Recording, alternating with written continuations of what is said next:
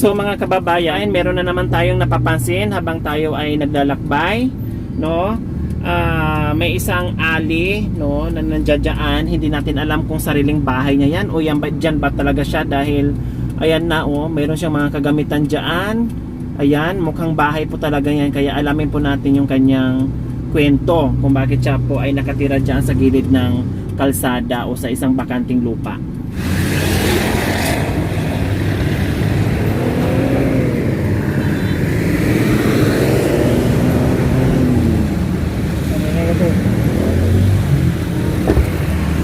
Hello, nanay.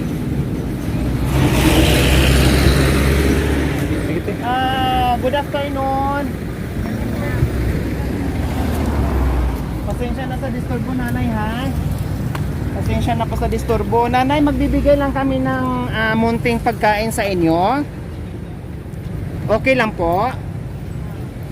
Okay lang po sa inyo? Pasensya na sa disturbo, nanay. Anong pangalan nyo po, nanay? Victoria, Victoria, ilang taon po kay nanay? 66 na. 66 na po kayo, pero mukhang bata pa kay nanay, ha? Dito, saan po ang bahay nyo, nanay, Victoria? Na dyan, Dito, tsaka dyan. Sino po ang kasama nyo po dito, nanay Victoria? anak ko. Opo. Anak ko. Yung anak nyo. Nasaan po yung anak nyo, nanay Victoria? Ang haripak. Ay, nagre-repack, may trabaho po.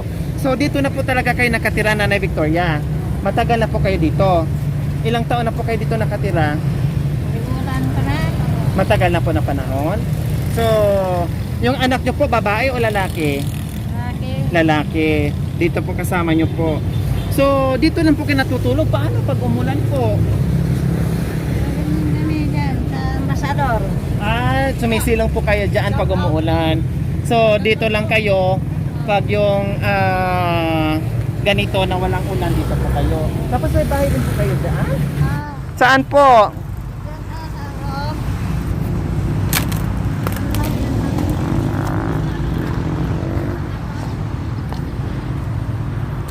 Okay. So, ayan po mga kababayan. Ayan po yung mga kababayan, no, na nagsisilbing pag umuulan, dyan po sila. Ayan po, oh.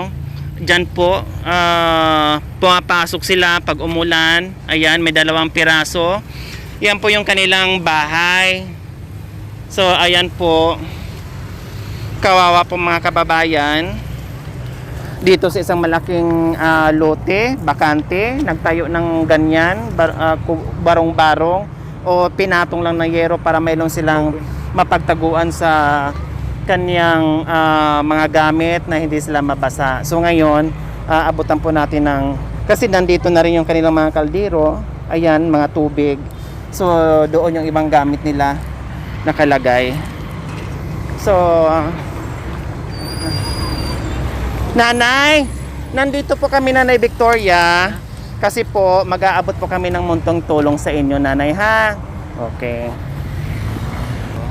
Wala pa kayong asawa, nanay? Wala. Saan po ang bahay niyo po dati, nanay Victoria? Saya, dyan. Saan? Dyan sa taas. Nasa taas lang. Tapos nasira dito na po kayo.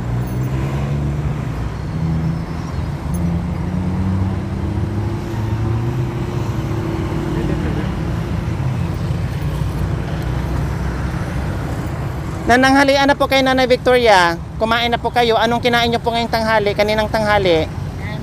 Kanin. Anong ulam niyo po? Isda. So, tara, nanay Victoria. Doon po tayo. Hali po kayo. Hali kayo, nanay. Ay.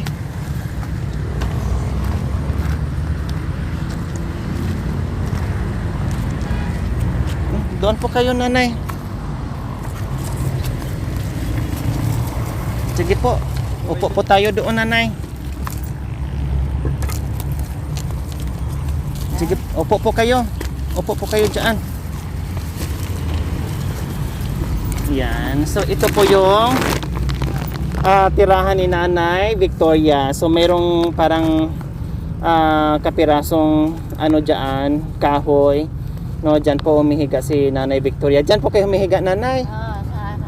Sa ginawa niyong parang upuan. Buwan sana yan. tuhod ito, kaya bumaba na, hindi na pwede. Hindi na pwedeng upuan. Opo, delikado po ito mga kababayan. Pag humangin, sana wag naman dahil lulundo po talaga ito, bibigay po talaga. So nanay, bakit dito po kayo nakatira, Nanay Victoria? Wala yung bahay namin kasi doon, tininda na. Bininta na po ang bahay nyo. Kaya wala na kayong matirahan at dito na po kayo. So paano po yung Nanay Victoria yung pagkain nyo sa araw-araw? Ito, yung mga plastic. Nag- Bakal. Nagkakalakal din po kayo. Yan ang binibenta nyo po, Nanay Victoria. So, buti na lang po. Dito, Po. pinupuntahan nila dito. Parang pinupuntahan na lang po nila. Pag marami na kayong ipon dyan, kinukuha nila. Wala. So ngayong araw, may nabinta po kayo, Nanay Victoria. Wala, hindi siya nakandaan. Hindi sila nakadaan. So, pero meron na po kayo dyan ng kalakal. May kalakal na po kayo dyan. Nakasako. Nakasako. So, Nanay Victoria, nandito ako kasi meron akong ibibigay na bigas sa inyo. Ito po. May bigas po kayo dyan, Nanay Victoria? Wala. Wala na. O, tamang-tama po, Nanay Victoria. Kami ay napadaan sa inyo at meron ka ng bigas. So, ayan po. Walang anuman po, Nanay Victoria. Bukod pa riyan, meron kang grocery, Nanay Victoria. May grocery po kayo, tapos may gulay kayo. Oh. Welcome po. Tapos meron ka ng mga dilata dito. May 5-5 sardines ka na dito, Nanay. Tapos may mga 5-5 tuna, marami ito. At mga pancit canton. At yung ating mga noodles. Marami po ito, Nanay, dyan, ha? So, pagpasensyahan nyo na yung aming munting biyaya para sa inyo na nanggagaling po sa ating mga sponsor. So, maraming salamat po sa ating sponsor dito sa bigas na sa ating sponsor dito sa bigas from Kabalin at dito sa ating grocery na si Ma'am Mai from Canada. Maraming salamat po sa biyaya na ipinagkaloob niyo po sa mga kababayan natin. Nawa ay pagpalain ka ng Panginoong Diyos sa araw-araw upang sa ganon, marami pa kayong mga kababayan na matulungan natin na tulad nila. Lalong-lalo na ito mga kababayan, kitang-kita po talaga natin kung gaano yung hirap sa buhay ni Nanay Victoria. Isang talahiban na pinatayuan lang ng mga marurupok na kahoy at mga yero na 2 piraso, mga plastic, mga tela, kung ano-ano pa para lang merong masilungan, para lang merong panangga sa ulan at init na kahit paano may mahimlayan sila dyan. So ayan po. Kabata ko yan.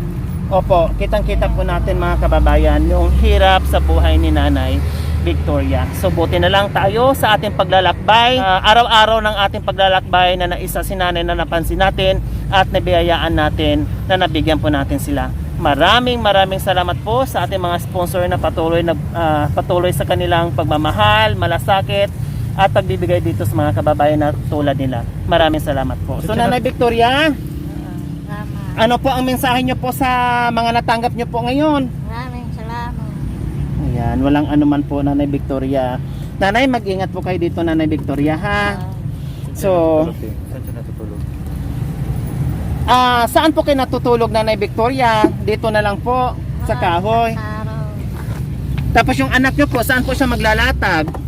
Namasada sila sa gabi. Namamasada po sila sa gabi. Sa araw din sila natutulog. Sa araw natutulog. So ngayon, dyan lang po kayo hihiga.